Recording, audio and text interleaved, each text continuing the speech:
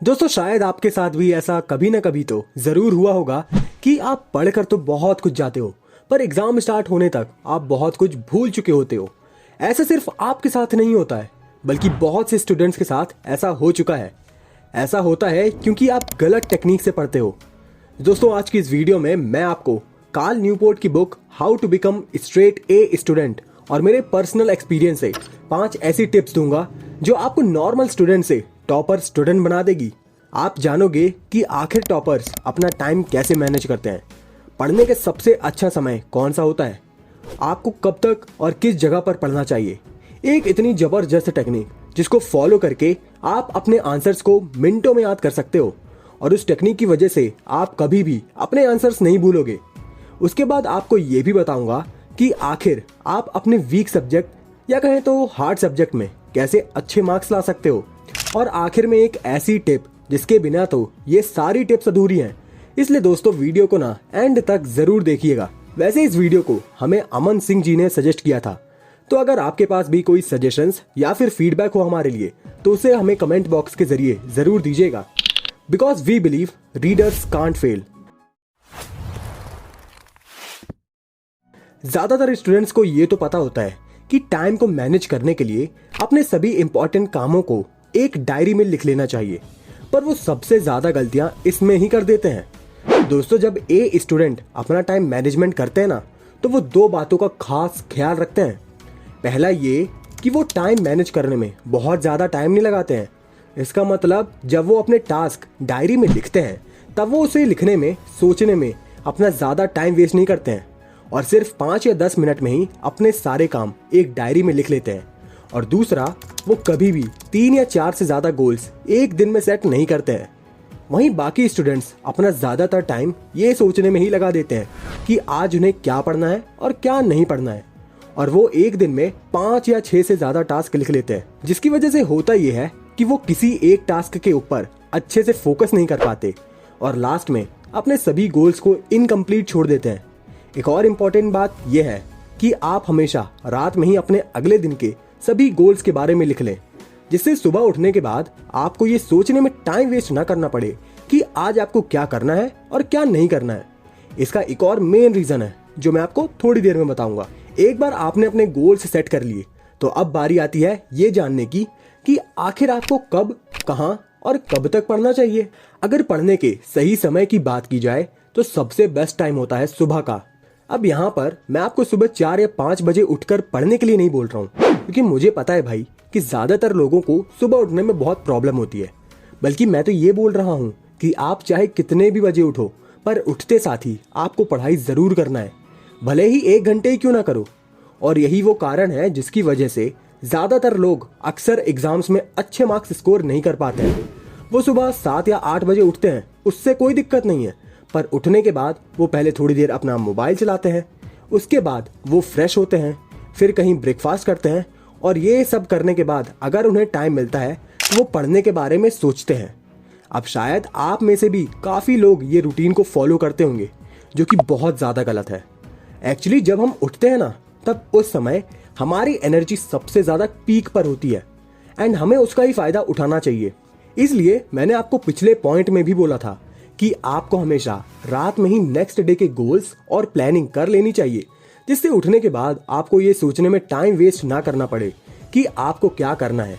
जैसे ही आप उठे वैसे ही थोड़ा सा मुंह हाथ धोकर पढ़ाई करना शुरू कर दें। अब दोस्तों सुबह जल्दी उठने का ये भी एक फायदा होता है कि आपके पास बहुत ज्यादा टाइम होता है अपनी उस एनर्जी लेवल को यूज करने का। इसलिए आप जितनी जल्दी उठेंगे ना, आपके लिए ये उतना ही बेनिफिशियल होगा।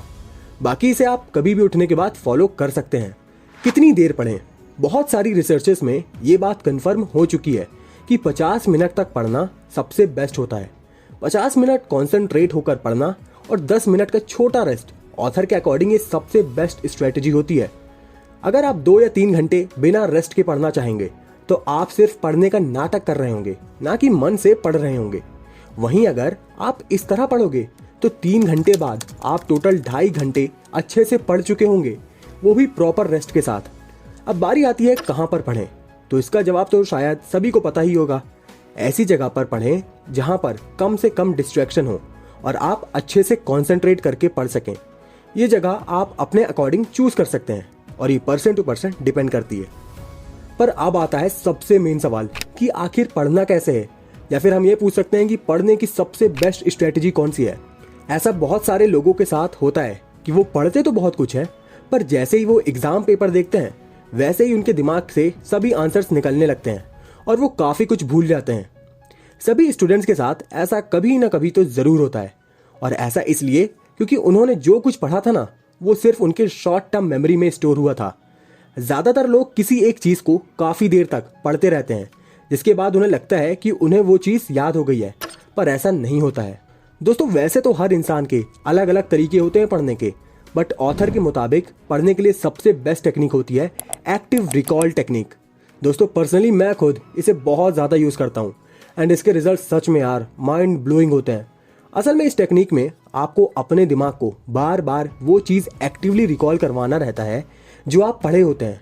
आसान भाषा में अगर मैं बोलूँ तो आपको एक टॉपिक पढ़ने और समझने के बाद उसे अपने आप को ही अच्छे से समझाना होता है। किसी भी टॉपिक को पहले आपको समझना है, उसके बाद उसे अच्छे से हमेशा याद रखने के लिए आपको बुक बंद कर देनी है और इमेजिन करना है कि आपके सामने कोई बैठा हुआ है और आपको उसे पूरी तरह से डिटेल में वही समझाना है जो आपने अभी तुरंत पढ़ा था। इसको और भी ज़्यादा इफेक्टिव बनाने के लिए आप खुद से ही सवाल पूछ सकते हो।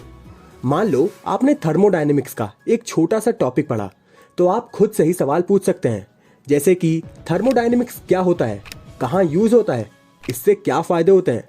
मतलब जैसे एक स्टूडेंट अपने टीचर से सवाल पूछता है ना, ठीक आपको भी एक स्टूडेंट की तरह खुद से सवाल पूछना है और फिर आपको ही उसके आंसर भी देना है। इस तरह यकीन मानिए दोस्तों, आपको कोई सा भी टॉपिक काफ़ी जल्दी याद हो जाएगा और आप इस तरह से पढ़ने के बाद कभी भी नहीं भूलेंगे। ऐसा कोई भी स्टूडेंट नहीं होता जिसे सब कुछ बनता हो और वो सभी सब्जेक्ट में स्ट्रांग हो। सभी के स्ट्रांग और वीक सब्जेक्ट्स होते हैं, पर एक कैटेगरी के जो स्टूडेंट होते हैं ना, वो अपने उस वीक सब्जेक्ट को भी स्ट्रांग बना लेते हैं। वहीं जो नॉर्मल स्टूडेंट्स होते हैं वो अपने वीक सब्जेक्ट की वजह से ही कभी एवरेज के ऊपर मार्क्स नहीं ला पाते। अगर आपको अपने वीक सब्जेक्ट को स्ट्रांग सब्जेक्ट बनाना है तो आपको उसे किसी अलग लोकेशन में जाकर किसी ऐसे इंसान के साथ बैठ के पढ़ना चाहिए जिसको वो स्ट्रांग सब्जेक्ट हो या फिर उसे आपसे ज़्यादा बनता हो। आप अपनी मम्मी, भाई, बहन और घर वालों से बोल दो कि मैं मम्मी इतने बजे अपने दोस्त के यहाँ इस सब्जेक्ट को पढ़ने जाऊंगा। अब इससे होगा ये कि अगर आप कभी भूल भी जाओ या कभी अगर आपकी उस सब्जेक्ट की पढ़ने की इच्छा नहीं भी करेगी तो आपके घर वाले आपको याद दिलाने लगेंगे कि क्यों आज गया नहीं पढ़ने। इससे आपकी कंसिस्टेंसी मेंटेन रहेगी और इससे आपके दोस्त का भी फायदा होगा, क्योंकि आपको समझाने से वो हमारी बेस्ट टेक्निक को फॉलो कर रहा होगा, यानी बार बार रिकॉल कर रहा होगा, जो हमने पिछले पॉइंट में तो समझ ही चुके हैं। और एक बार आपको सब्जेक्ट समझ आने लगे उसके बाद आप एक्टिव रिकॉल की टेक्निक से रिवाइज करते रहो, जिससे आप उसे कभी ना भूलें। पर दोस्तों, इतना सब कुछ करने के बाद भी ना कुछ स्टूडेंट्स अच्छे मार्क्स स्कोर नहीं कर पाते हैं क्योंकि वो सूडो वर्क करते हैं।